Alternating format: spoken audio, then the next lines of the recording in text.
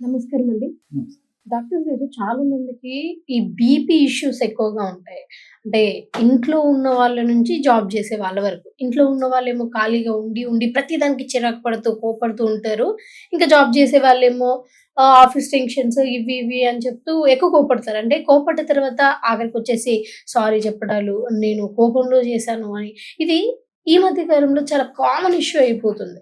So, అలా ఈజీగా BP పెరగడానికి ఏంటంటారు రీజన్? మానసిక ఒత్తిడమ్మా. మానసిక ఒత్తిడి ఇలాంటివి జరిగినప్పుడు ఏమైతుందంటే బాడీలో కార్టిసాల్ అనేటువంటి హార్మోన్ లెవెల్ పెరిగిపోతుంది. హ్మ్. సో, కార్టిసాల్ అనేటువంటి హార్మోన్ లెవెల్ పెరిగినప్పుడు రక్తనాళాలు సంకోచిస్తాయన్నమాట. హ్మ్. ఎప్పుడైతే రక్తనాళాలు సంకోచిస్తాయో బీపీ ప్రెషర్ ఎక్కువైపోతుంది.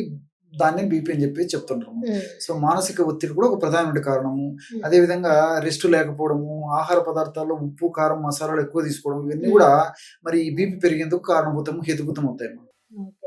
అయితే ఇప్పుడు చాలా మందిలో చూసుకున్నట్లయితే మంచి ఫుడ్ తిన్న వాళ్ళైనా సరే, మంచి ఫుడ్ తినని వాళ్ళైనా సరే, వాళ్ళకి ఓపిక చాలా తక్కువుంటుంది. ప్రతి దానికి ఇరిటేట్ అవుతూ ఉంటారు. దానికి రీజన్ ఏంటి మరి? అదే దీనికి వీళ్ళు తీసుకునేటువంటి ఫుడ్ అంటే మంచి ఫుడ్ అంటే వాళ్ళు అనుకుంటుంటారు కానీ మంచి ఫుడ్ అని. హ్మ్. సో దానివల్ల పోషకభరితమైన ఆహారం అయితే పర్లేదు కానీ మనం వండేటువంటి విధానం సరిగ్గా లేకపోవడం చేత ఆ హ్మ్. యొక్క ప్రభావం మన దేహం మీద మనసు మీద పడడం చేత హ్మ్. మనసుకు సంబంధించినటువంటి ఇలాంటి ఇబ్బందులు, కోపము, ఇరిటేషన్ ఇలాంటివన్నీ కలుగుతుంటాయమ్మా. హ్మ్. కాబట్టి ఫర్ ఎగ్జాంపుల్ ఉప్పు గురించి చూసినట్లయితే మనం డైలీ యాక్చువల్గా 5 గ్రాముల ఉప్పు మించి తీసుకోకూడదమ్మా. ఓకే. కానీ సగటు మనిషి 15-20 గ్రాముల ఉప్పు తీసుకుంటాం ఓకే. ఒక్క రోజులో? ఒక్క రోజులమ్మా. హ్మ్. ఉప్పు తెచ్చే ముప్పు అని చెప్పేసి హ్మ్. మరి మాక్సిమం 5 గ్రాములు తీసుకోవాల్సినటువంటి మనుషులము హ్మ్. రోజు 15-20 గ్రాములు ఉప్పు తీసుకుంటున్నాం అంటే క్రమక్రమంగా ఇంత ఒట్టుడింత అయిన చందాన హ్మ్. కొన్ని రోజులు, కొన్ని నెలలు, కొన్ని సంవత్సరాల పాటు ఈ విధంగా వాడడం వల్ల మరి హ్మ్. శరీరం అతలాకుతలం అయిపోయి అనేక రకాల సమస్యలు వస్తాయమ్మా. హ్మ్. కాబట్టి ఏంటి దీని వల్లనే ఇలాంటి సమస్యలు. అదేవిధంగా ఆయిల్ రోజు దాదాపు ఒక 15 గ్రామ్స్ మాక్సిమం అంటే దాదాపు ఎక్కువ 50 ఎంఎల్ 100 ఎంఎల్ కూడా ఆయిల్ తీసుకునే పరిస్థితి చాలా మందిలో కలుగుతుందమ్మా. అవును.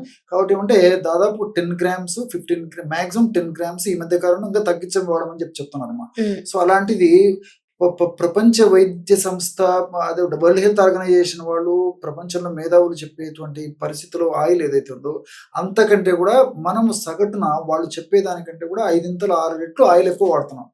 దీని వల్ల కూడా ఇలాంటి సమస్యలు వస్తున్నాయి అన్నమాట. హ్మ్. సో మనం తీసుకునే ఆహార పదార్థాల యొక్క ప్రభావం మన దేహం మీద ఉండడం చేతనే సరిగ్గా వాటిని సద్వినియోగం చేసుకోలేకపోవడం చేతనే ఇలాంటివి కలుగుతున్నాయి. అయితే డాక్టర్ గారు ఇంట్లో ఉన్నప్పుడు నాన్నగారు లేకపోతే అమ్మో ఏదైనా అరిచినప్పుడు కొంచెం మంది భయపడుతూ ఉంటారు. కాళ్ళు చేతులు వణుకుతా ఉంటాయి. అయితే వాళ్ళకు ఎంత చెప్పినా గాని వినరు. మీకు బీపీ వచ్చిందేమో హాస్పిటల్‌లో చూపించుకుందాం అంటే, లేదు నేను చిన్నప్పటి నుంచే ఇట్లనే కోపం చూపిస్తా అని అంటూ ఉంటారు. మరి అసలు బీపీ వచ్చింది అని అనడానికి మనకెట్లా తెలుస్తది? అండ్ ఇది నార్మల్ కోపమే అని అనడానికి ఎట్లా తెలుస్తది?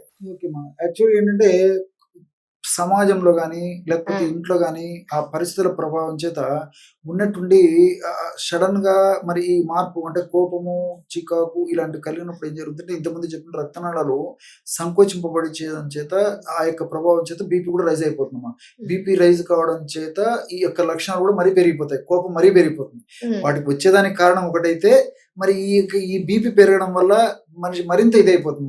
మనిషి వణికిపోవడము, ఓకే. తలనొప్పి రావడము, ఈ హ్మ్. చికాకు మరీ పెరిగిపోవడము హ్మ్. ఇలాంటివన్నీ కలుగుతుంటాయి. హ్మ్. కాబట్టి వీటిని మనం పరీక్షల ద్వారా నిర్ధారణ చేసుకోవాల్సింది తప్ప కేవలం లక్షణాలను బట్టి చెప్పడం సాధ్యం కాదమ్మా. హ్మ్. కాబట్టి మరి చిన్న వయసు వాళ్ళైతే ఇన్ జనరల్‌గా అంటే 100లో 90% వరకు కూడా మరి ఏదో 15 సంవత్సరాల వరకు లోపల పిల్లలకు ఏదైనా జరిగినా జనరల్‌గా బీపీ హ్మ్. అనేది ఉండకపోయేటువంటి అవకాశాలు ఉంటాయి.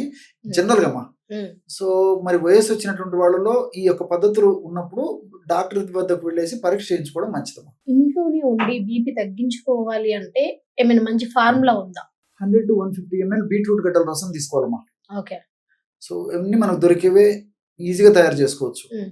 100-150 ఎంఎల్ బీట్రూట్ గడ్డల రసం తీసుకొని ఒక గ్రాము ఎలాచి పౌడర్ హ్మ్. అందులో కలిపేసేసి రోజు ఒక్కసారి తేనె వాడదైనటువంటి వాళ్ళందరూ కూడా కాస్త హ్మ్. తేనె కలిపి తీసుకోవచ్చు. తేనె వాడకూడనటువంటి వాళ్ళు ఎవరైనా ఉంటే మరి తేనె మినహాయించేసి కేవలం బీట్రూట్ గడ్డల రసము, ఎలాచి పౌడర్ వాడితే సరిపోతుందన్నమాట. Okay. 1 gram elaichi powder, 100-150 ML beetroot రసం 2 హ్మ్. కలిపేసి తీసుకోవడం వల్ల మరి బీపీ చాలా ఫాస్ట్‌గా తగ్గిపోతుంది. అంతేకాకుండా ఈ యొక్క స్ట్రెస్ లెవెల్స్ తగ్గిపోతాయి. మానసిక ప్రశాంతత వనకూరుతుంది. మానసిక ఒత్తిడి తగ్గేటువంటి పరిస్థితి ఏర్పడుతుంది. సో మల్టిపుల్ బెనిఫిట్స్ నేను చెప్పినటువంటి ఈ ఫార్ములా వల్ల కలుగుతాయమ్మా. ఓకే అండి. మంచి ఫార్ములా చెప్పారు. ఈ ఫార్ములాని ఫాలో అవ్వండి మీరు గూడా. సో, థాంక్ యూ అండి. Thank you so much. Okay.